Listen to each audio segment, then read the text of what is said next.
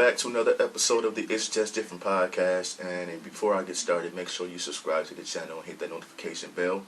You never know what kind of content I'll be dropping and when I'll be dropping, because I don't know when I'll be dropping. But today I'm going to recap the Miami Heat season, losing in the NBA Finals in 6 games to the Los Angeles Lakers. It was a tall feat to even try to beat that team with the size that they had, and we were just undermanned. We were undersized. Bam was hurt. Goran Dragic was, didn't play but half the game in the first quarter, and then came back in Game 6 and was just a dead man walking on the court. He had a lot of courage, a lot of heart, man, but ultimately we couldn't get it done. Too many young guys, not too many veterans, and we made it further than anybody thought we would. I certainly, when the playoffs started, had high confidence that the Miami Heat will represent the Eastern Conference in the finals, and that's what ended up happening. But they have some changes that will be coming to this roster in this offseason, and I want to talk to you guys about a few guys that intrigue me on the free agent market, and a couple guys of our own that,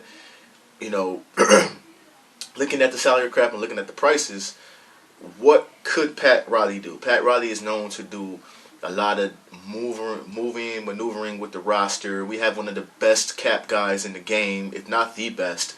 So he'll make it work. Right now, what I'm looking at on SportsTrack.com, it has Miami having about $22 million. I'll say, it's about $22 million in cap space. And looking at the roster, you got about 9 guys who are free agents. One having a player option, and that's Kelly Olynyk, and that's for $12.5 million. Goran Dragic is a free agent. Solomon Hill, Myers Leonard, Jay Crowder, Udonis Haslem, Derrick Jones Jr., Gabe Vincent, and Kyle Alexander. A lot of those guys didn't even get in the game. But we're going to start with guys who I think should come back and play some type of role off the bench.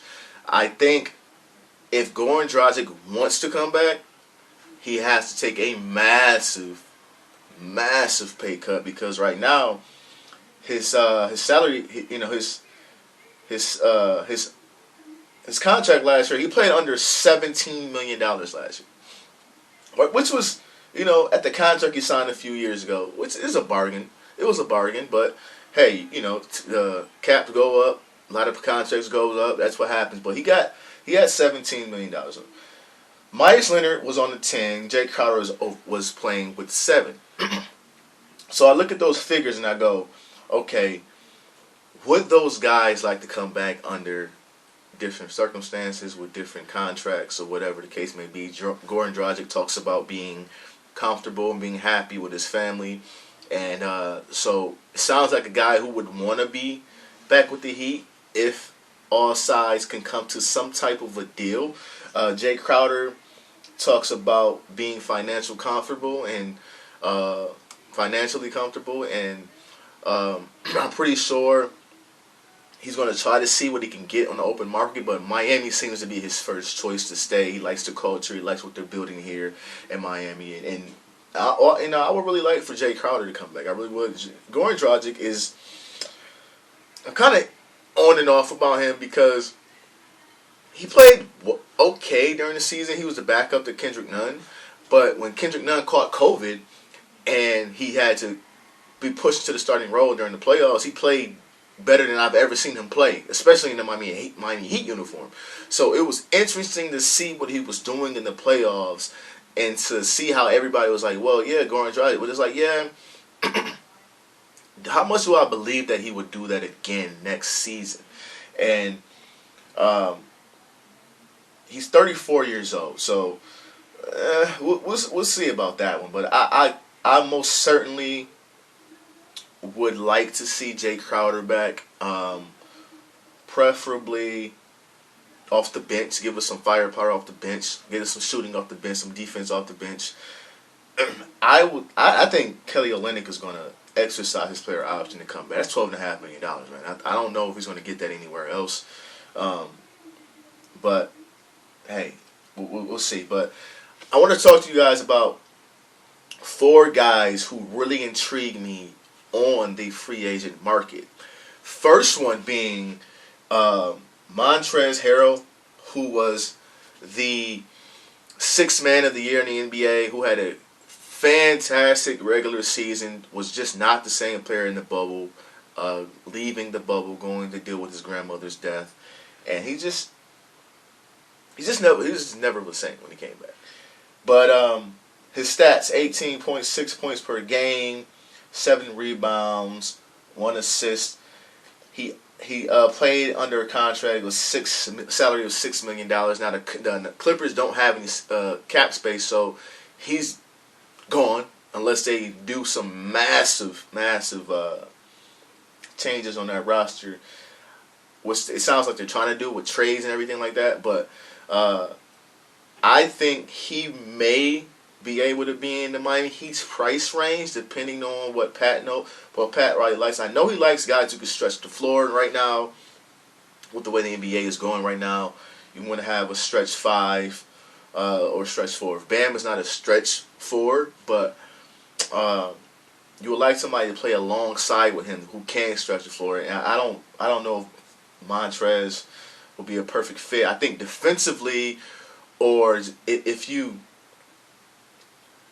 want to have him come off the bench, I think that'd be perfect for him. A perfect role for him to come in off the bench with like a Jay Crowder or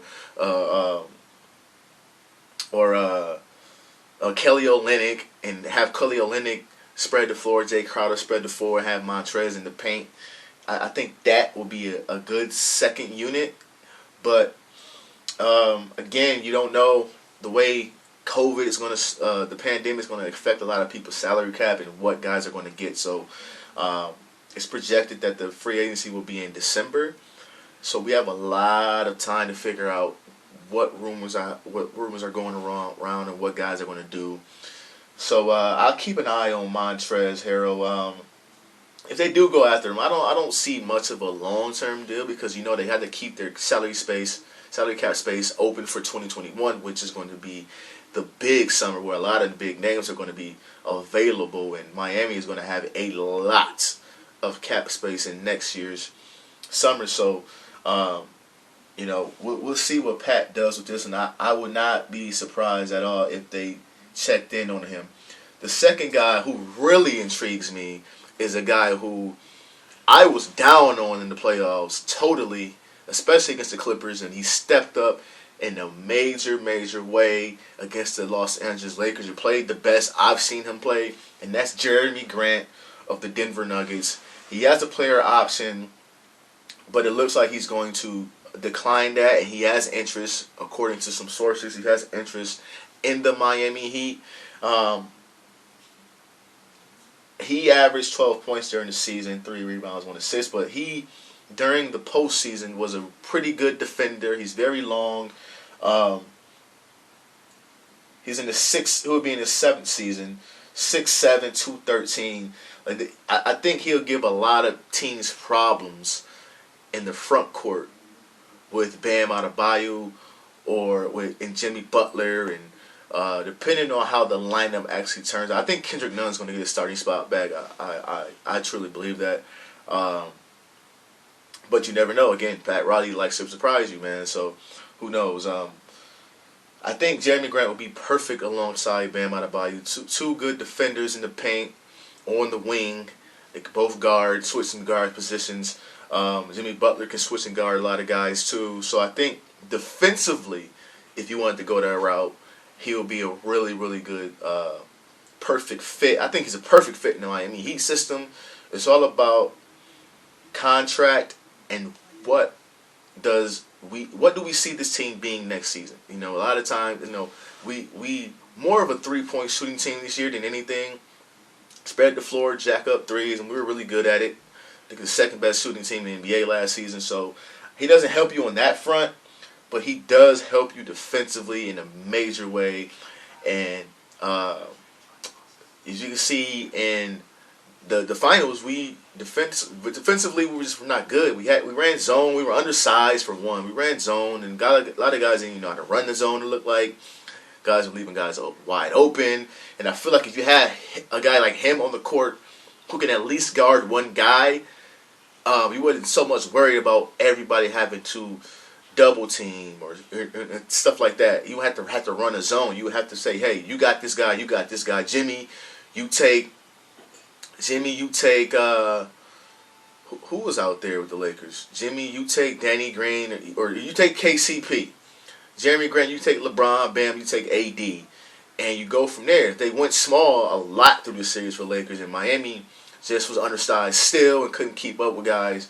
So I think Jeremy Grant would be a perfect fit. And if you ask me who I think our number one target should be, I think it should be Jeremy Grant. I think he will be have a huge impact, and he's young guy. He's a young guy with a lot left in his game to get better. And I think in the Miami Heat culture, they could build up his game and make him a way better player than what he was.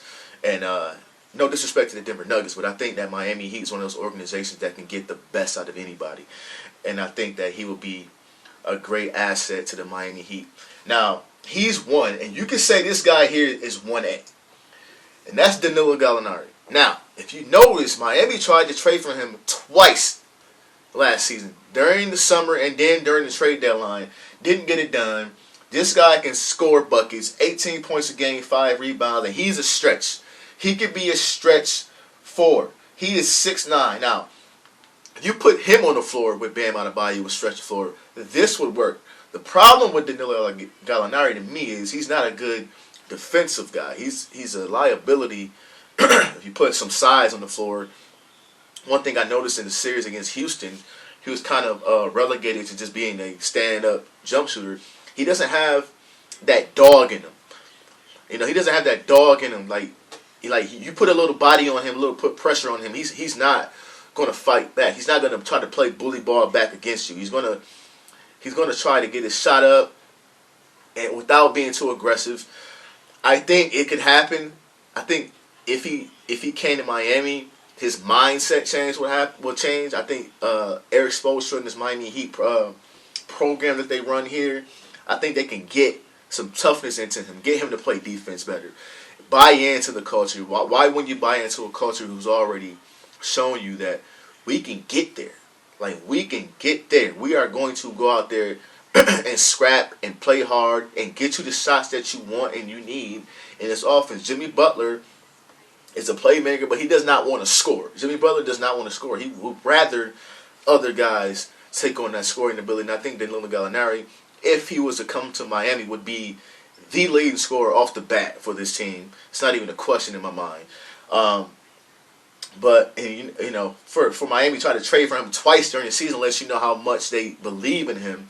So I would not be shocked at all if he is their number one option. I think he's 1A with Jeremy Grant. You can flip-flop him however you want. But I think those two guys are the two to watch when it comes to the Miami Heat free agency. But his salary cap last year was $21 million. I don't know. Again, the pandemic is going to change a lot of things. I don't know if he's going to get that or if he gets anything close to that. But I think Miami should give it a shot, man. Give it a shot and see what he wants, what he needs, and you know, man, let's not sit back and go, well, we made it a couple years early to the finals, and we're trying to wait for 2021 to get another guy. No, let's keep going because we're good. Our young guys are good. Jimmy Butler's good. Bam is really good. He's an all-star. You got 2 all-stars. Let's try to get it. You got Andre Iguodala coming back. Let's try to go for it again, man, and see what happens. Man, you just never know. And my fourth guy, who was just a guy who just wants somebody to get in, be in the paint, and do the dirty work, and also can stretch the floor, is Aaron Baines. You know, he doesn't have numbers going to jump off the screen. 11 points. He averages most last year with the Phoenix Suns. 11 points, 5 rebounds. Salary of $5 million. I think he reminds me a lot of Myers Leonard, who started a lot when he came over from the trade from Portland. I think he's a better version of Myers Leonard, though. I think Aaron Baines has dog him. Aaron Baines will fight in the paint. Myers Leonard sometimes looked lost on defense. Um, no fault of his own. He just wasn't that fast. It wasn't that quick footed. And but Aaron Baines, I think, will be an upgraded version, just a small upgraded version of Myers Leonard, and stretch the floor. He can hit the three. That's what I like most about him. He can hit the three. He'll do the dirty work, and he's really good on setting picks. He'll put his body into you. So I think when you come to like the last options, I think Aaron Baines. No disrespect to Aaron Baines, but I think Aaron Baines would be a really good option if you go to free agency day 2, day 3. You don't really find what you want. I think Aaron Baines would be a really good option for Miami, and toughness. He's a tough guy, and that's what the Miami Heat is all about, having toughness, man. So those are my things to look out for in the off season. Pat Riley will always go for the gusto, try to do some blockbuster deal. So I'm waiting to see. I'm waiting to hear the rumors like everybody else. It's going to be time. We all know the Giannis Antetokounmpo rumors, and I strongly believe that it's a strong. I think it's a strong possibility that the Greek Freak ends up in Miami, but I don't want to call it. I don't want to jinx anything. So yeah, man. Let me know what you think in the comment section. The Miami Heat, great season. Hopefully a great off season, man. Let's try to make another run at it in 2020, 2021. Man. Peace.